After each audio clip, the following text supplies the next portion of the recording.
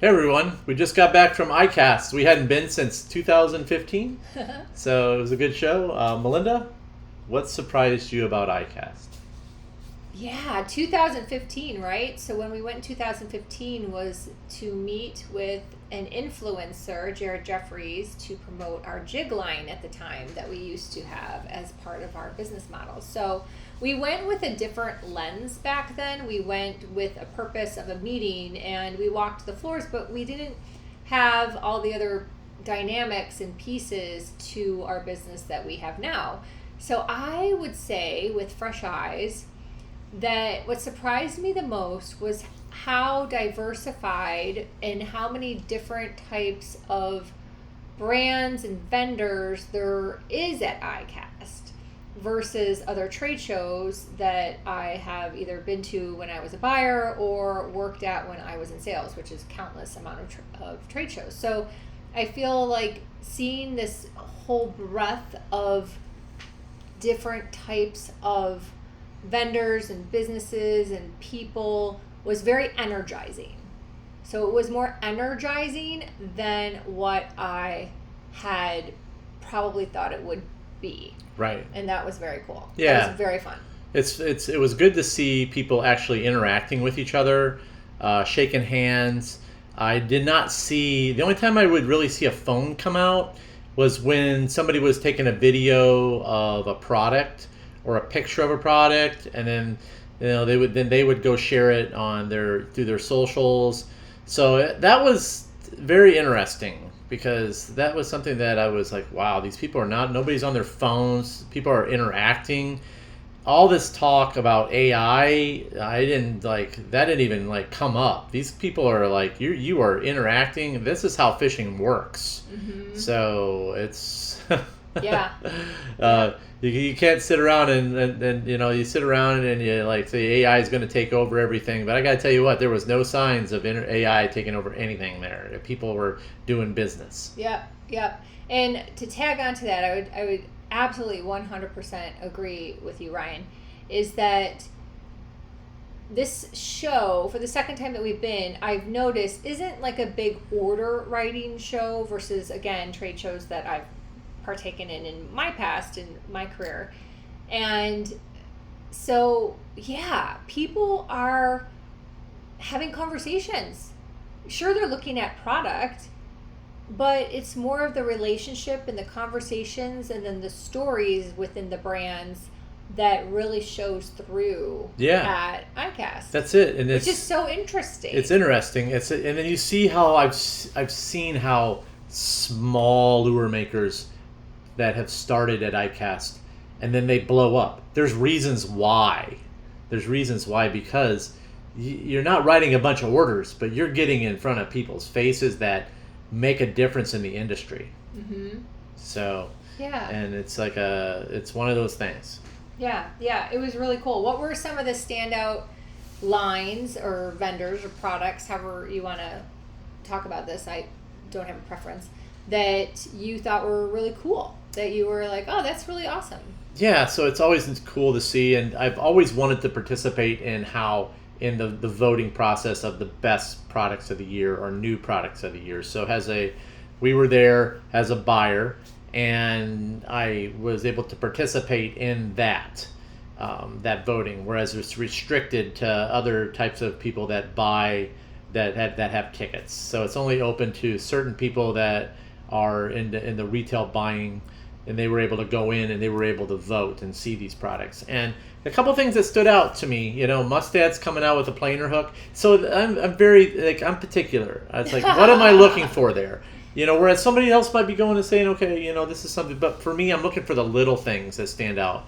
And that was one of the talks. So we're looking, okay, the planer hook's coming out by Mustad. Interesting that they're doing that.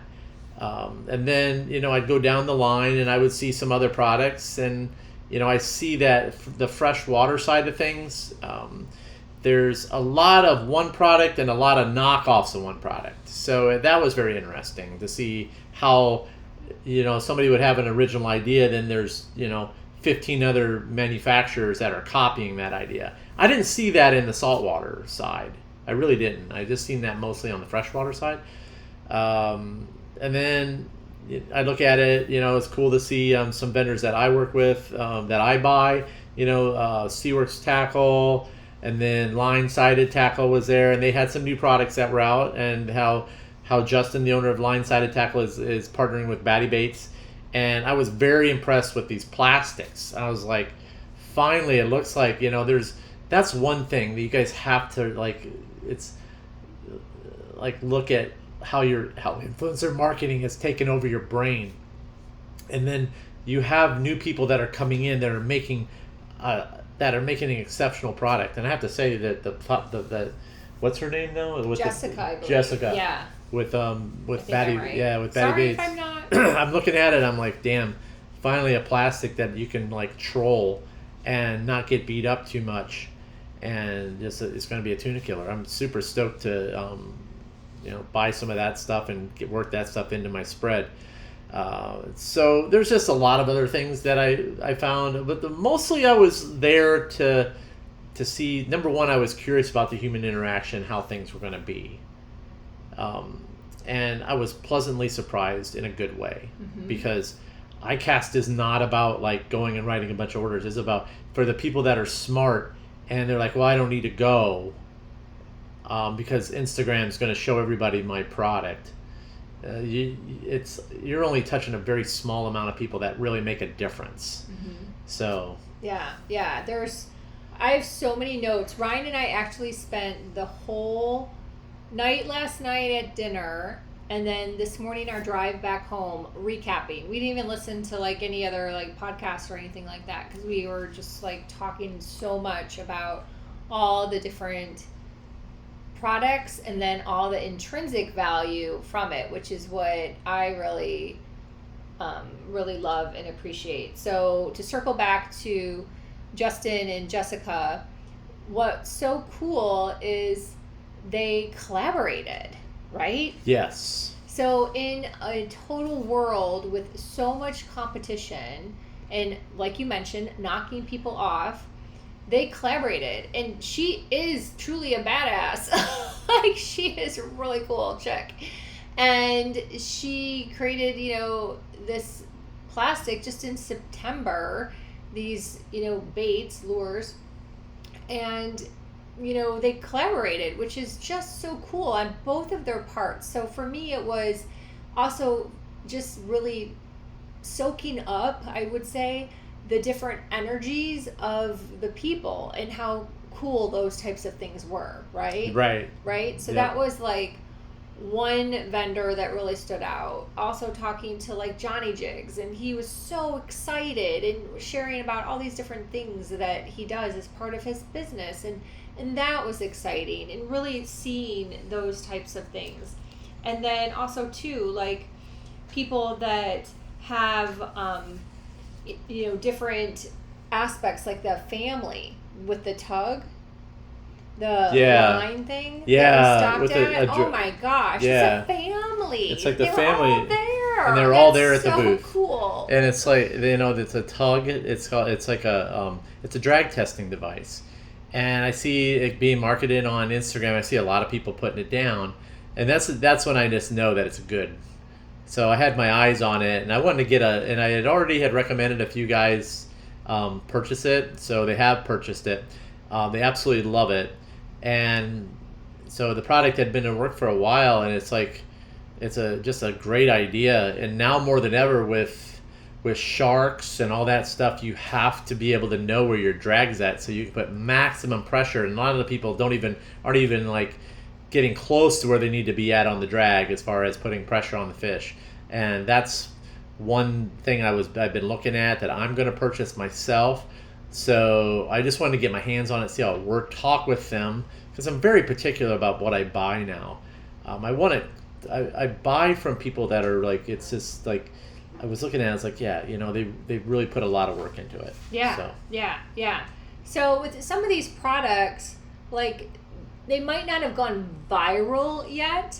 So when you go to a trade show like ICAST, what Ryan's saying is, it makes you then unforgettable that you got to touch the product, you got to feel the product, you got to meet the owners, you got to hear from them. And that really adds to the value of doing things like this. Right. And and it's like you're sharing it with other people. Mm-hmm. So that's the thing. It's like you're getting it into the hands of the right people. Yep.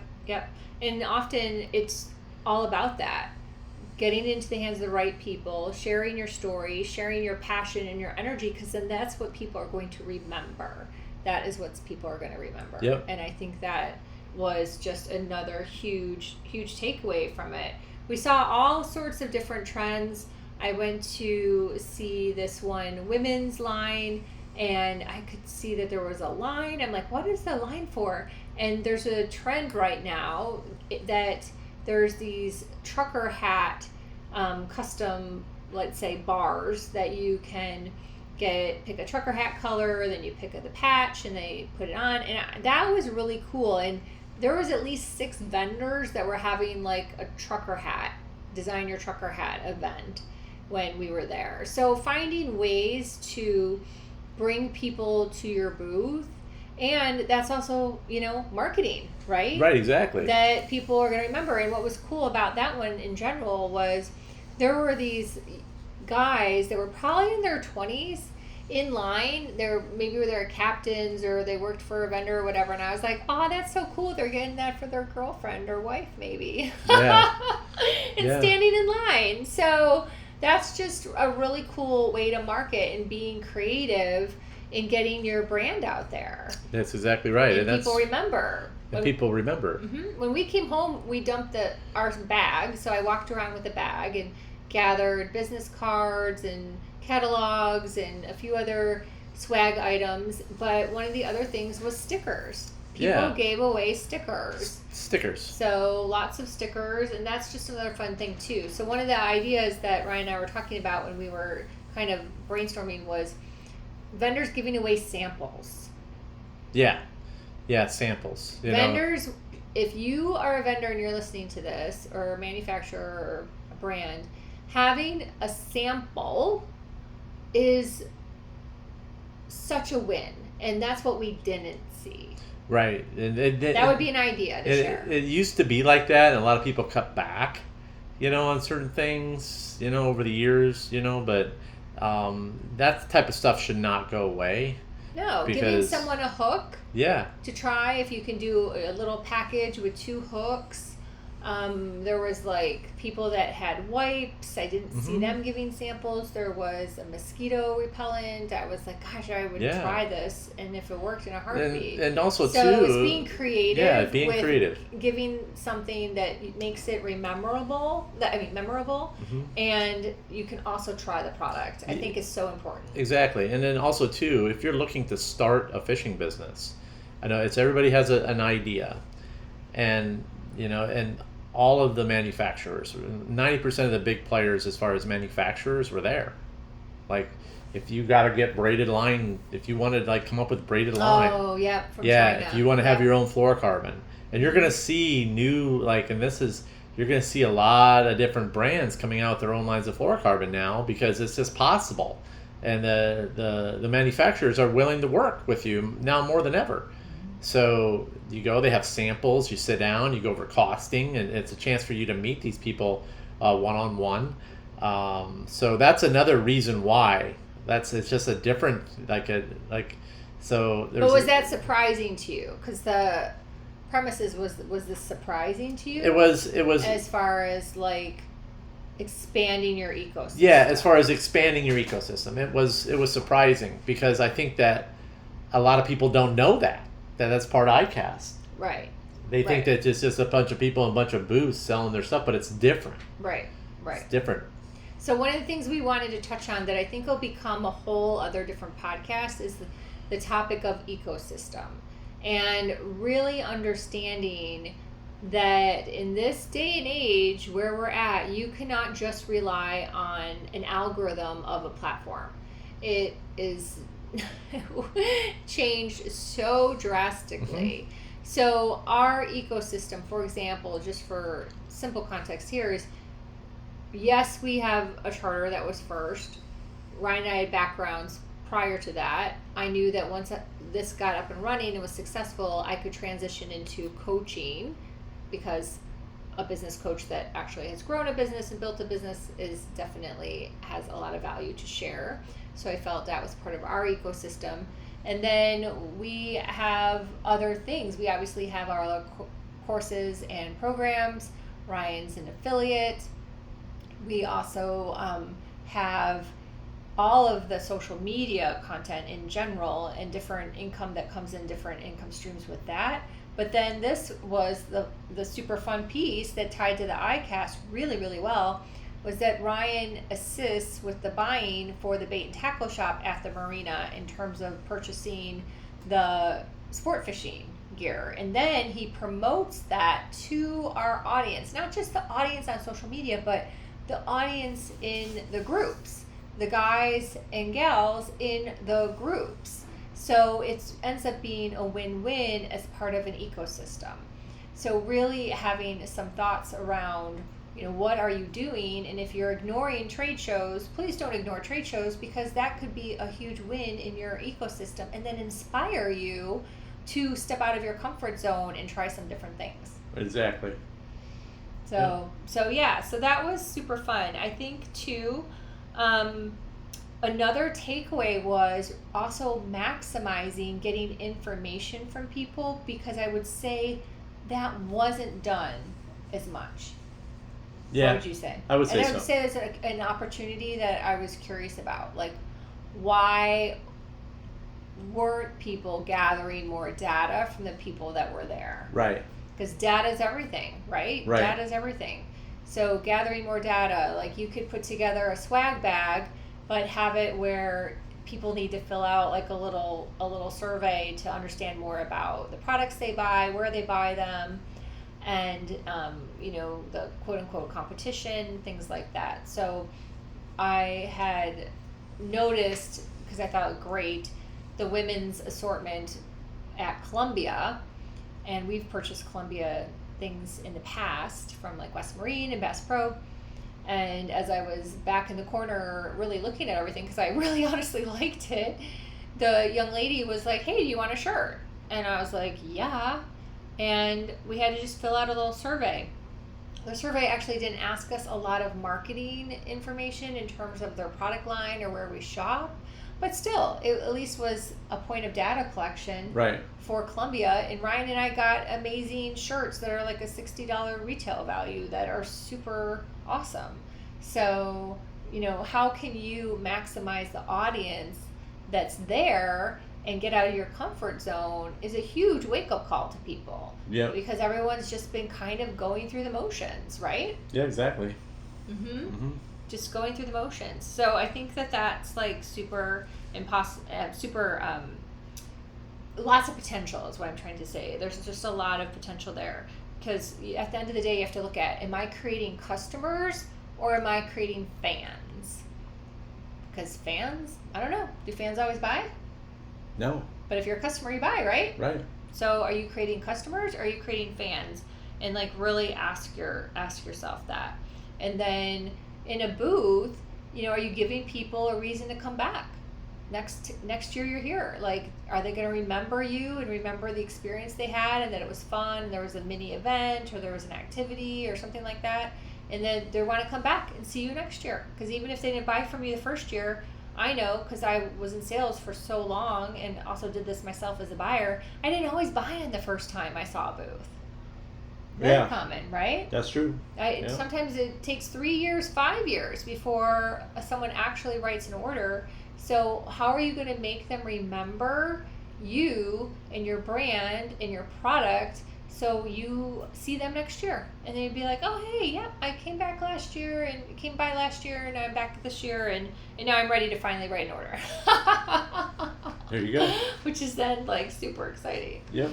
So, we're just in a different economy, right? Where is, the attention economy is now becoming the memory economy. So I think that's really important that people understand that, the scrolling thing in social media is just huge. So then it's like, okay, you've got their attention, that's great, but now you have to be memorable for them as well. Right. And how can you be memorable for your clients too? Yeah. Mm-hmm. Very true. Anything else that you want to add? I don't think so. I think, it was, all in all, I was happy that we went, and we learned a lot. Mm-hmm. I learned that the industry's changed. Yeah, and honestly, I mean, the booths were, in my opinion, from memory, and someone could, disagree with me, but bigger and more elaborate and Mm-hmm. really more like reasons to stop. Yeah. Right? You could tell the people that were getting after it. Mm-hmm. You Yeah. could tell. You could tell the people that were getting after it. Yeah. So it's interesting, and I'm super glad we went. We learned a lot. This is kind of just the tip of the iceberg, and I just really feel that the businesses that thrive over the next 5 years, they're not going to have just better products. They're going to have better ecosystems. Their products are going to attract attention, and then they're going to breed communities, education, experiences, and trust. And all of that is really what's going to create the longevity out there. Yes, 100%. Mm-hmm. It's really taking all of those factors into consideration. Taking everything into consideration. So that would be our wake-up call for everyone out there. If you are in a comfort zone, if you are just coasting along the same way that you've been coasting along for the past couple years, this is the wake-up call that things are changing, and to start exploring some different opportunities in your business and see how you can level up and get ready for what's next, right? Exactly. That's it. Yeah. So if you're looking to connect with us, my website is melindavanfleet.com. Right? And mine is goodkarmasportfishing.com, and you can follow me on Instagram at goodkarmasportfishing_FL_keys. So thank you so much for listening. Please share our podcast. We appreciate that. Spread the word. And remember, anytime you're fishing, it's all good.